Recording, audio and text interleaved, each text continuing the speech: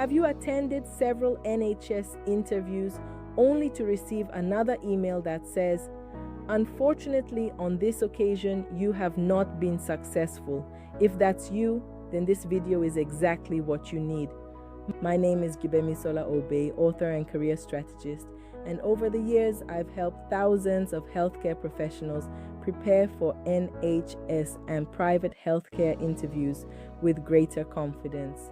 In today's video, I'm going to walk you through the 6 most commonly asked Band 3 healthcare support worker interview questions, together with detailed, high-scoring answers that NHS interview panels are looking for.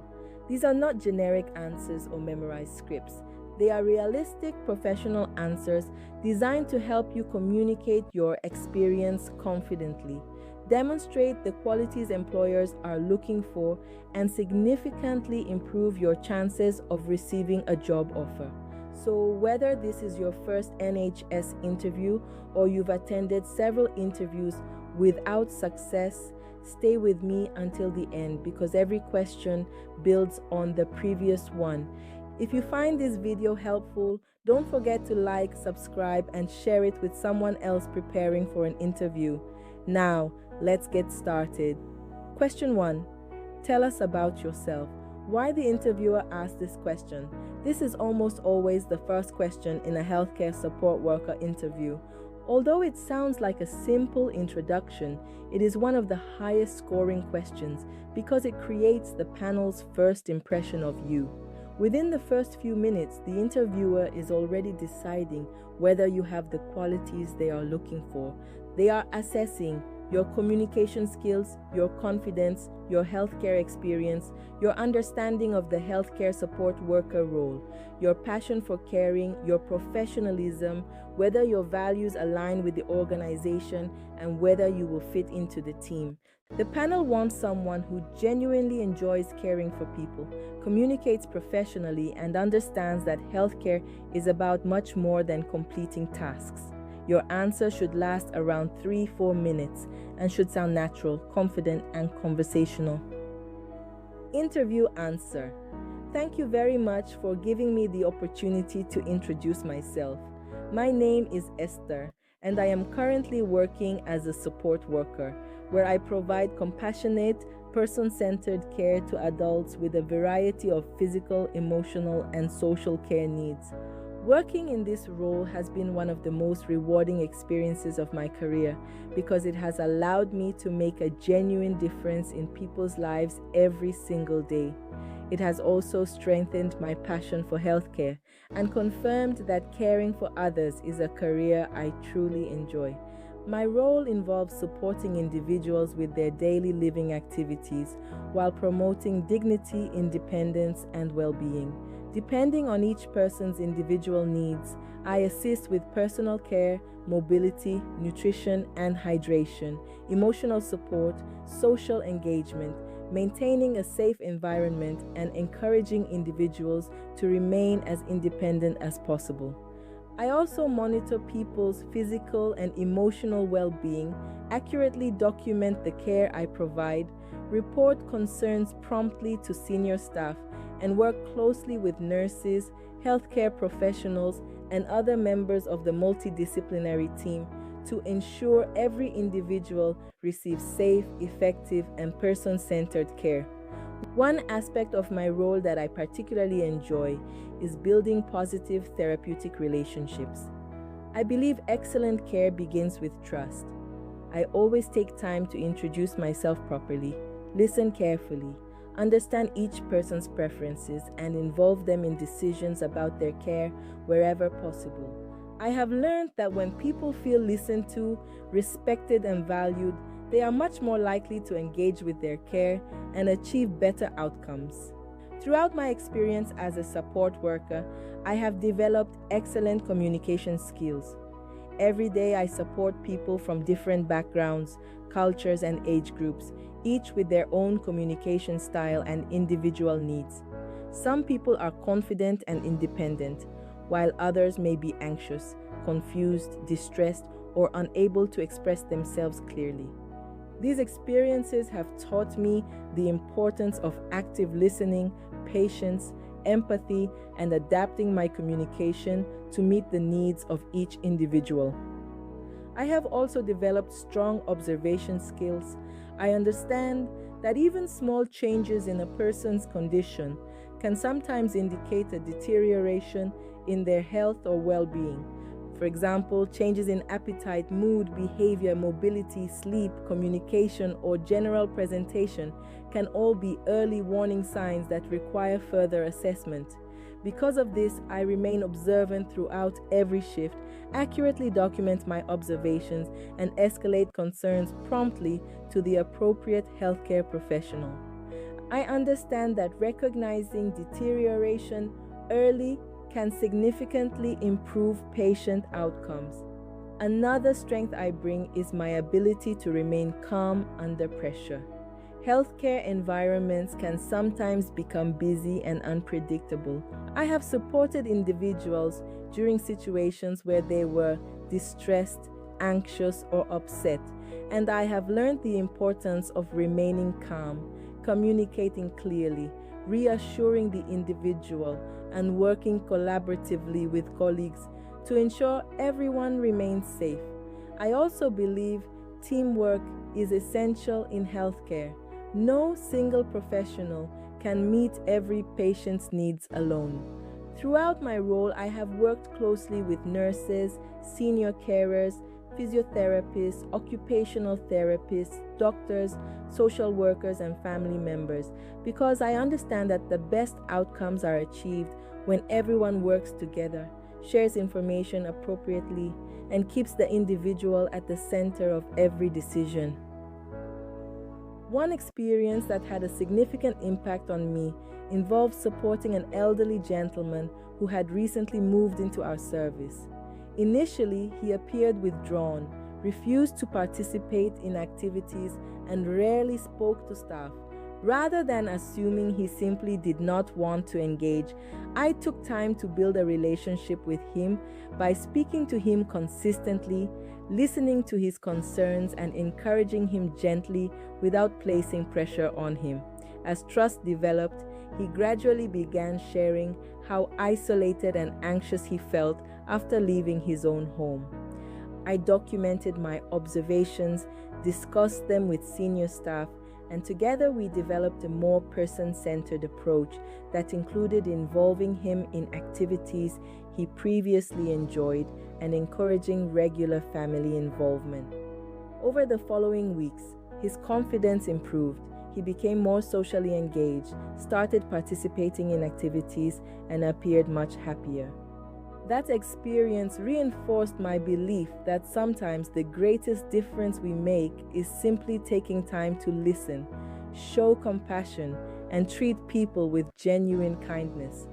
I am now looking to join your organization because I want to continue developing my career as a Band 3 healthcare support worker within a team that shares my commitment to delivering safe, compassionate, and high-quality care.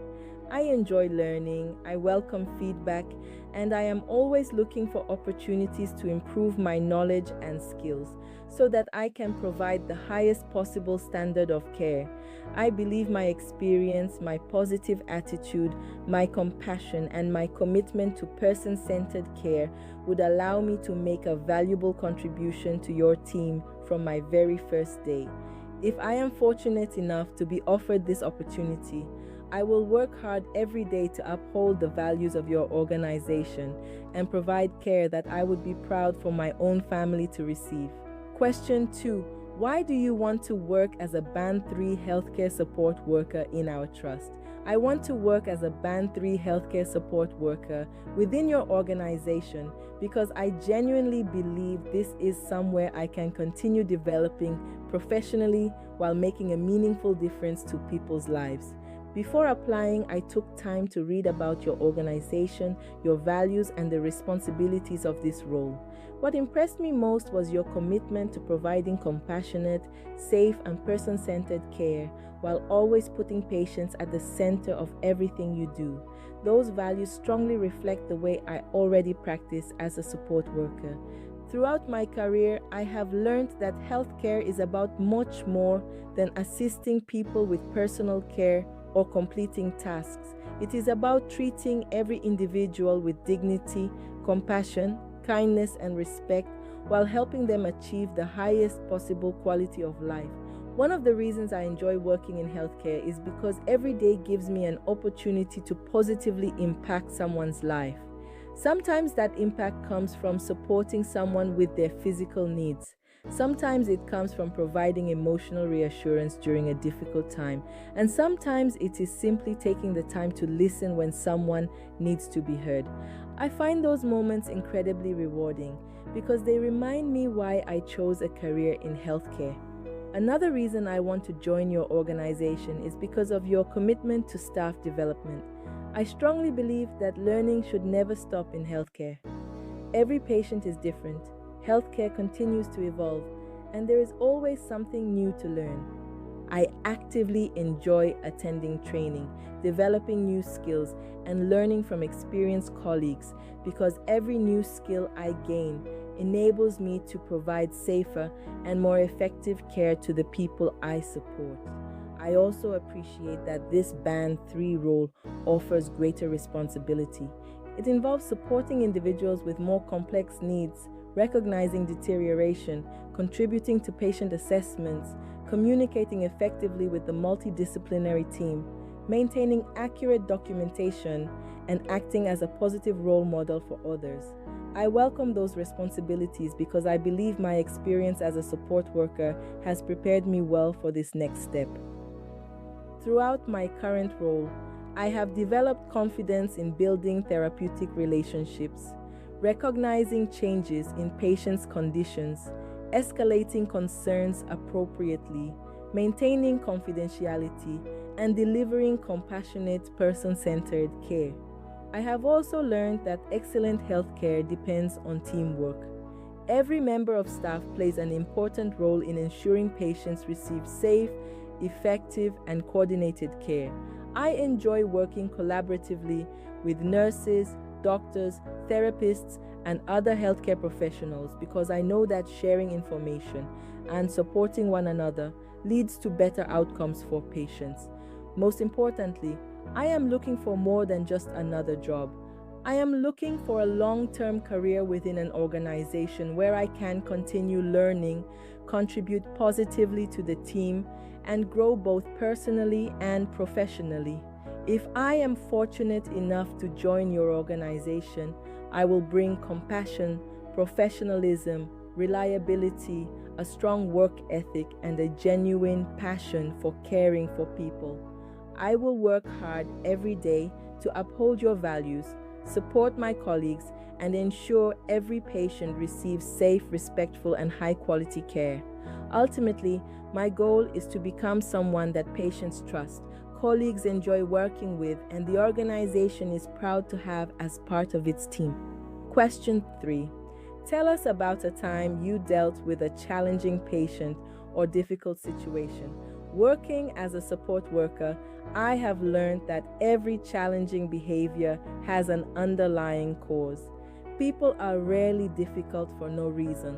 They may be frightened, confused, in pain, frustrated, anxious, or simply unable to express what they are feeling. Because of this, I always try to understand the reason behind the behavior before reacting. One situation that stands out involves supporting an elderly gentleman who had recently moved into our service following a prolonged hospital admission. During his first week, he regularly refused personal care, declined meals, shouted at staff, and repeatedly insisted that he wanted to go home. Some staff found him difficult to approach because he often became verbally aggressive whenever support was offered. Rather than seeing him as a difficult patient, I tried to understand what might be causing his distress. Instead of immediately asking him to complete personal care, I introduced myself calmly every morning, sat with him for a few minutes, and simply talked to him about his previous life, his family, and the things he enjoyed before coming into care. After several conversations, he became more comfortable speaking with me and eventually explained that he felt frightened, had lost his independence, and believed nobody understood how upsetting it was to leave his own home. Listening to him completely changed my approach. I acknowledged his feelings and reassured him that it was understandable to feel overwhelmed by such a significant life change. I documented everything he shared and discussed my observations with the nurse and senior members of the team during handover. Together, we reviewed his care plan and agreed to make several changes. We allocated a smaller group of consistent staff to support him, encouraged more regular family visits, involved him in choosing his daily routine wherever possible, and offered activities that reflected his previous hobbies and interests. Instead of rushing his personal care, we gave him time, explained every step, encouraged him to complete tasks independently where possible, and praised every achievement, no matter how small. Over the following weeks, his behavior improved significantly. He became more willing to accept support, started joining activities, developed positive relationships with staff, and became much less anxious. Looking back, this experience taught me that effective care begins with understanding the person rather than simply responding to the behavior. It reinforced the importance of patience, empathy, communication, teamwork, and person-centered care. If I encountered a similar situation again, I would take exactly the same approach by remaining calm, protecting the person's dignity, communicating respectfully, involving the multidisciplinary team, documenting accurately, and always ensuring the person's safety and well-being remained my highest priority. Question 4.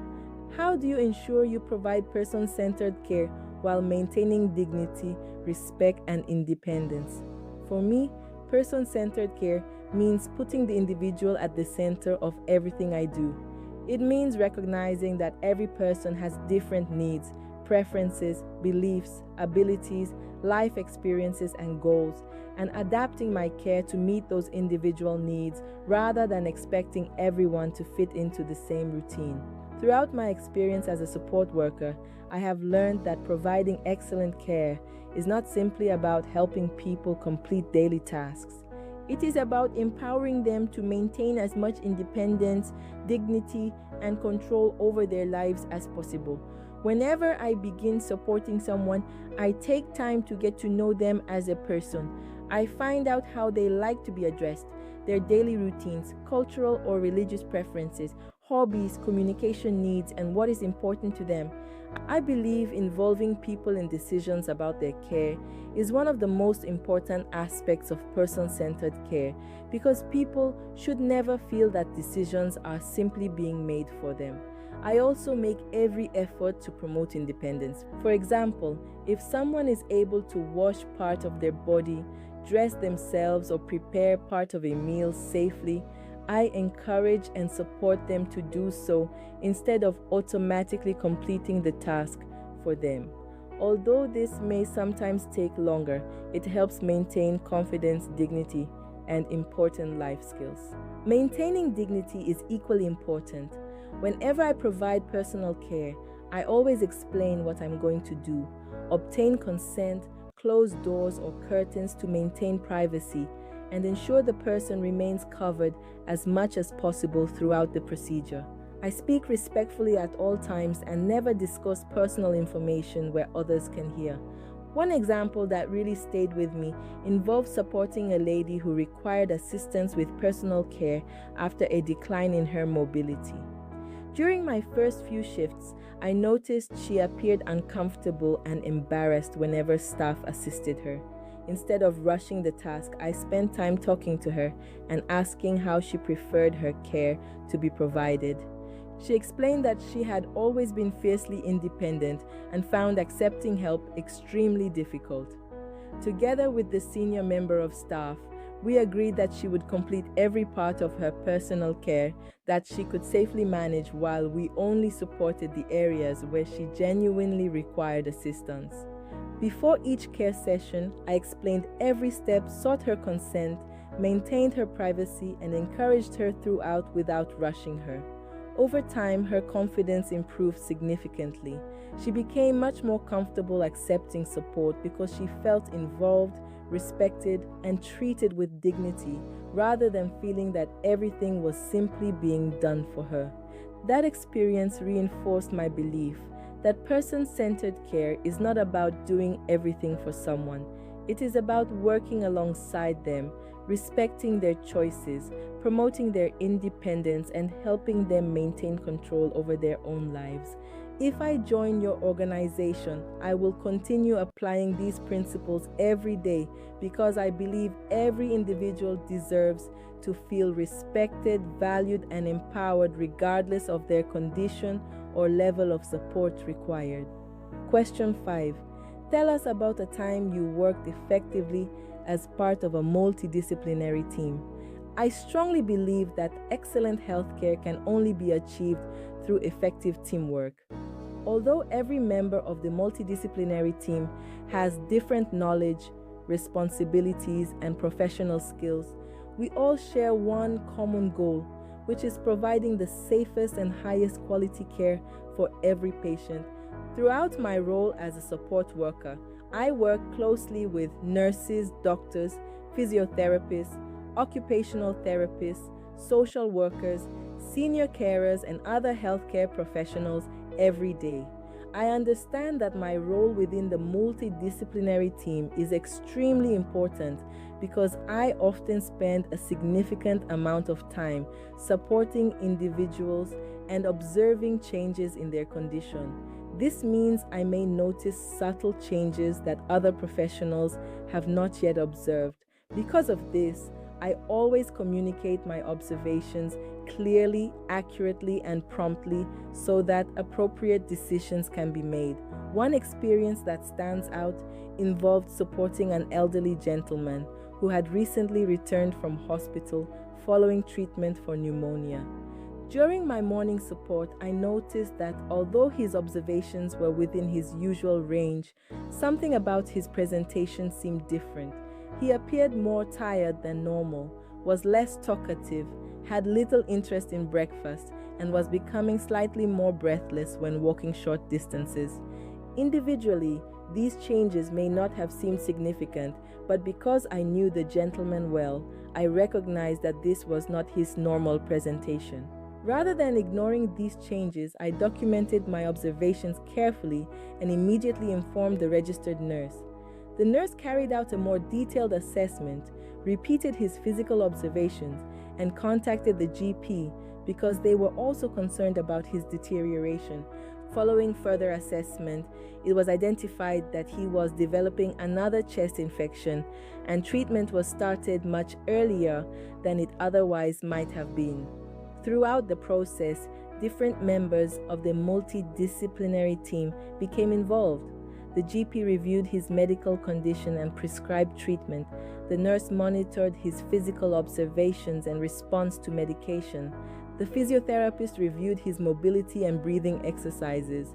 The dietitian reviewed his nutritional intake because his appetite had reduced. I continued providing daily support, encouraging him to eat and drink, monitoring his well-being, documenting changes accurately, and reporting any concerns immediately. We communicated regularly during handovers and multidisciplinary discussions, so everyone had an accurate understanding of his progress. Because everyone worked together, the gentleman's condition improved.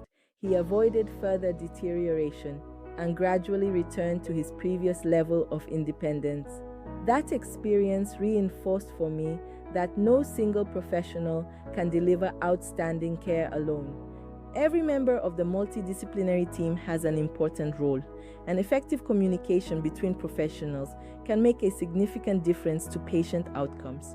It also reminded me that support workers play a vital role within the team because we are often the professionals who spend the most time with patients and are therefore well placed to notice subtle changes that require further assessment.